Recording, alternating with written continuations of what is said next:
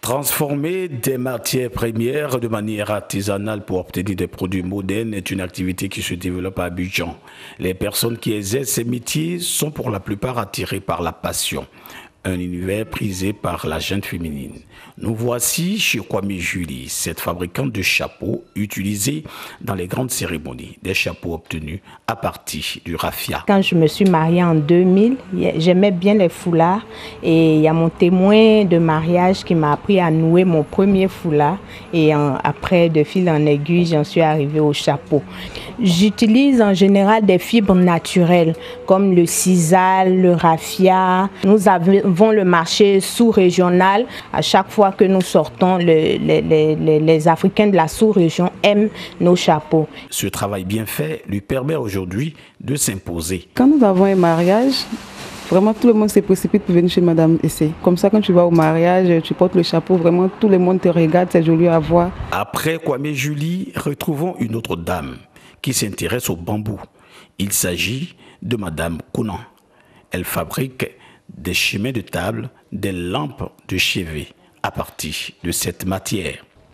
On travaille beaucoup le bambou. Le bambou qui avant servait juste de clé, comme on appelait clé pour sécher le cacao, pour sécher le café. Mais aujourd'hui, on a essayé de transformer en essayant de faire par exemple des chemins de table. Toujours avec les bambous, on fait aussi des lampes de chevet. On fait des lampes qu'on peut utiliser dans le salon, comme aussi sur une terrasse, comme vous-même vous voyez. Et ça fait des choses de chez nous. Le domaine de la restauration n'est pas épargné par cette transformation artisanale qui se modernise. Ici, nous sommes en compagnie de Koulibaly Alima. Elle a fait de la transformation de céréales son credo. Une activité qu'elle a commencée avec 5 000 francs. Aujourd'hui, elle a installé sa propre entreprise. Nous avons facilité la tâche aux femmes. Nous avons dit, si nous arrivons à mettre à leur disposition de la farine précuite, des grains de bouillie de mil, du déguet précuit et du fonio précuit, parce que le fonio, pour le laver, le passer, faire partir le sable, il faut une journée de travail. Si on arrive à mettre tout ceci à la disposition des consommateurs, ça va faciliter la consommation et faciliter le travail des femmes qui, de retour de leur bureau, en 10 minutes, 15 minutes, elles vont avoir le fonio précuit à table, elles vont avoir la bouillie de mil pour faire plaisir à la famille. De plus en plus, les femmes ivoiriennes revendiquent leur leadership. Elles se lancent dans toutes les activités et tirent leur épingle du jeu.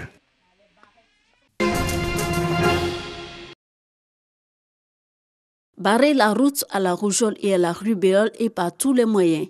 Pendant 10 jours, plus de 13 millions d'enfants âgés de 9 mois à 14 ans vont être vaccinés à l'initiative du ministère de la Santé et de l'Hygiène publique. La rougeole, on sait que c'est une maladie qui est responsable d'épidémies et que ces épidémies-là surviennent pratiquement tous les 3 ans. La période de pic commence au mois de février-mars. La rougeole est une maladie contagieuse et très répandue qui se transmet par voie respiratoire. Les complications peuvent aller jusqu'à l'infection pulmonaire ou du cerveau. Quant à la rubéole, elle est également contagieuse et provoquée par un virus. Mode de transmission, toussotement ou éternuement des malades véhiculés dans l'air. La rubéole se manifeste par des douleurs articulaires et des ganglions. Chez la jeune fille non vaccinée, enceinte, la rubéole peut entraîner la mort du fœtus ou des malformations congénitales.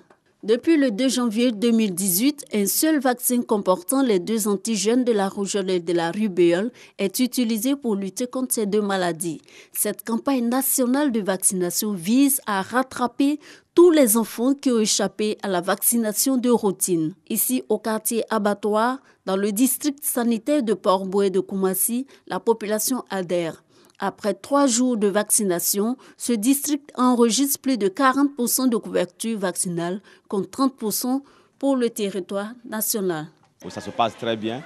Tout le monde a compris l'importance de la vaccination. Pour les 3 jours, on a vacciné plus de 1500 enfants. Nous avons un groupe scolaire qui est composé de 3 écoles.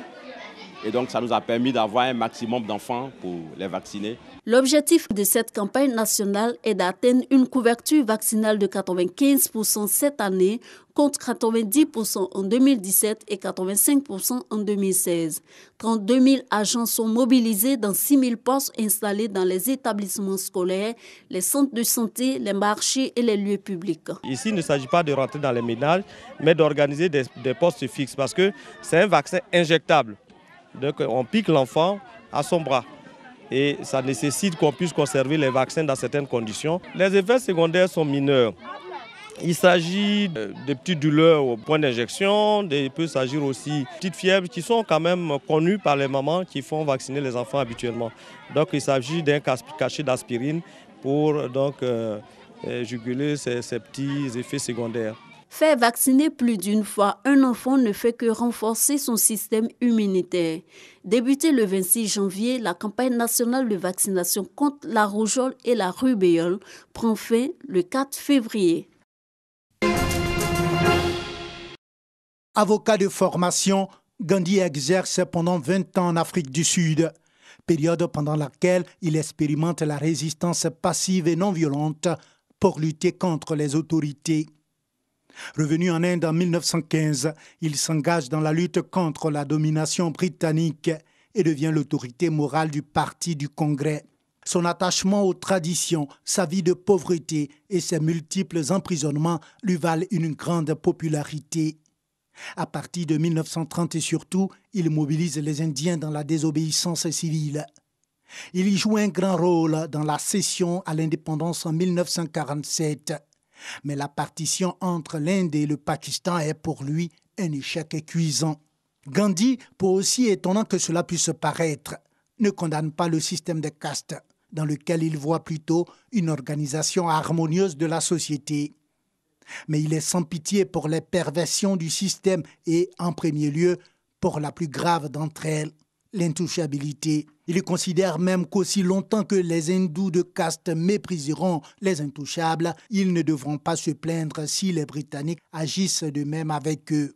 Dans ces conditions, il ne croit pas la possibilité du Svara pour l'Inde tant que 50 à 60 millions d'intouchables seront maintenus dans une telle infériorité. Pendant 30 ans, 1918-1948, sauf quelques périodes consacrées à la seule action sociale, Gandhi demeure pour les Britanniques, pour l'opinion mondiale et pour l'immense majorité de ses compatriotes, le symbole du nationalisme indien dont il fait un phénomène de masse à travers un certain nombre d'expérimentations. Cette générosité, ce sens bien compris des intérêts de l'Inde, vont causer sa perte. Les ultra-hindous, Mahasabha et du Sevak Sangh l'accuseront de trahison envers l'hindouisme. Plusieurs tentatives d'assassinat sont fomentées et le 30 janvier 1948 à Delhi, le Mahatma Gandhi tombe sous les balles d'un fanatique, Nathuram Godse. Dans le monde, l'émotion causée par la mort de Gandhi est considérable. En Inde, c'est une tragédie nationale. Véritable chef charismatique, Gandhi était le type même du leader à l'autorité morale incontestée. Son impact sur les masses était énorme et des centaines de millions d'êtres se reconnaissent en cet homme qui se référait aux valeurs traditionnelles de l'hindouisme parce qu'il parlait leur langue et usait d'arguments qui avaient une profonde résonance chez eux. Gandhi fut compris et respecté des Indiens, même s'il serait vain de croire que le Mahatma n'a pas rencontré d'opposition. Elles furent au contraire multiples.